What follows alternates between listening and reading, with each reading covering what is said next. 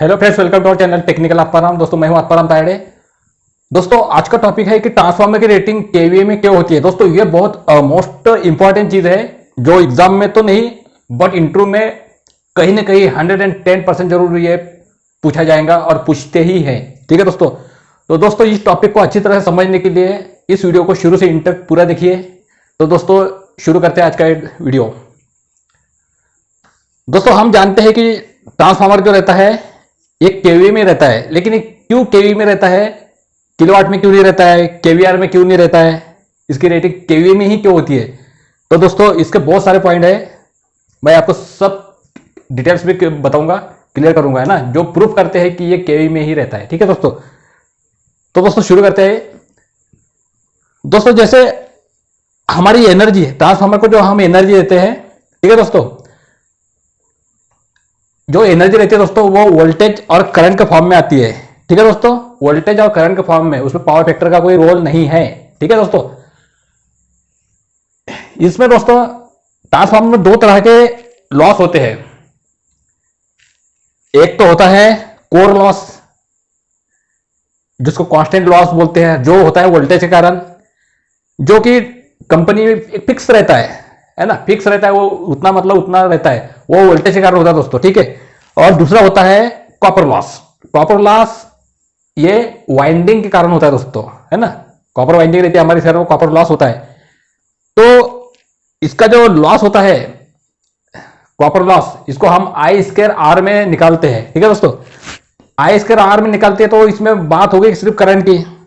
Okay, because I यहां पे आया। ठीक है, आई बोले तो करंट, तो यहां करंट की बात हो गई। कोर में वो वोल्टेज के कारण लॉस होता है, तो यहाँ पे कुल मिला के वोल्टेज और करंट की बात हुई। यहाँ पे पावर फैक्टर कहीं से कहीं तक कोई रोल नहीं है, तो यहाँ पे भी सिद्ध होगा कि ये सिर्फ वी आई में है ना। करंट को एम्पियर भी बोलते हैं ना, एम्पियर वी ए में है। ठीक है। और दूसरा एक पॉइंट यह है दोस्तों कि ट्रांसफार्मर जो भी एनर्जी लेता है वो सेम एनर्जी आउटपुट में देता है। वो खुद उसका कंज्यूम नहीं करता, खुद उस एनर्जी को खर्च नहीं करता है। ठीक है दोस्तों। अगर जो भी मतलब जो भी मैन्युफैक्चरर है उसको ये नहीं पता रहता है कि भाई ट्रांसफार्मर के ऊपर कौन सा लोड आने वाला है, या जो भी कंज्यूमर जो लोड लगाएगा, मैन्युफैक्चरर को ये पता नहीं रहता कि ये कौन सा लगाएगा, रेजिस्टिव लोड लगाएगा, इंडक्टिव लोड लगाएगा या कैपेसिटिव लोड लगाएगा, वो उससे बिल्कुल अनजान है। ठीक है दोस्तों। तो वो कभी भी ऐसी डिवाइस बनाएगा वो, क्योंकि उससे ना पावर फैक्टर से कोई लेन देन है, ना केवीआर से लेन देन है, ना इंडक्टिव से लेन देन है, ना कैपेसिटर से, किसी भी चीज से उससे कोई लेन देन नहीं है। वो तो बस भैया सिर्फ बना रहा है अपना एक सोर्स, तो जिसमें सिर्फ वोल्टेज और करंट से उससे मतलब है, बाकी चीजों से कोई मतलब नहीं है। उसने वोल्टेज और करंट में दे दिया। ठीक है। तो दोस्तों ये दूसरा पॉइंट होगा जो सिद्ध करता है कि ट्रांसफार्मर वीए में होता है। ठीक है। ठीक है दोस्तों। और आगे अगर हम देखें तो हम जानते हैं पावर केवीए का फॉर्मूला जो रहता है, केवीए मतलब वी आई, यहां पे सिर्फ वोल्टेज और वी ए ये पकड़ ली, चलो ampere, V for A for ampere ना, करंट एम्पियर के, तो मतलब कुल मिला के वोल्ट और एम्पियर का ही कॉम्बिनेशन है। मतलब ये वोल्टेज और करंट सिर्फ यही चीज है, इसमें कहीं से कहीं तक की पावर फैक्टर कहीं लिखा है, कॉस पाई पावर फैक्टर नहीं लिखा है दोस्तों। ठीक है दोस्तों। तो ये सब चीजें दोस्तों प्रूफ करती है कि ट्रांसफार्मर की रेटिंग केवीए में होती है। क्योंकि केवीए है तो हम एक ट्रायंगल से समझ सकते हैं दोस्तों। ये हमारा ट्रायंगल है, ये केवीए। ठीक है दोस्तों। ये रहता है किलो वाट और ये रहता है केवीएआर। ठीक है दोस्तों। ये पावर फैक्टर रहता है दोस्तों, कॉस फाई, है ना। तो दोस्तों हम ये जानते हैं कि केवी के अंदर किलोवाट भी आ गया। पावर फैक्टर फार्मूला क्या रहता है दोस्तों, किलोवाट बटे केवीए।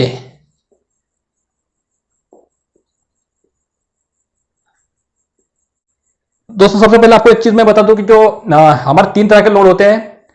एक्टिव लोड रहता है किलोवाट। किलोवाट मतलब वो लोड होता है दोस्तों जहां पे पावर खर्च होता है। ठीक है।